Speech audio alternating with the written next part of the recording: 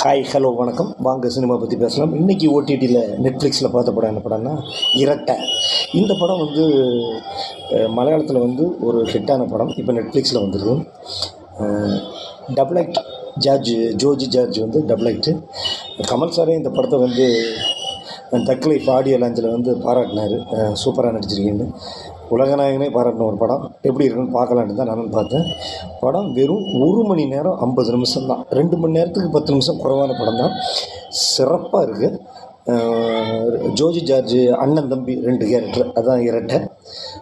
ஒருத்தர் மர்டர் ஆகிடுவார். எப்படி மர்டர் ஆனார், எதுக்காக மர்டர் ஆனார், அந்த கதாபாத்திர வடிவமைப்பு, அதில் நடித்த நடிகர்களோட பங்களிப்பு எல்லாமே சிறப்பாக இருந்துச்சு.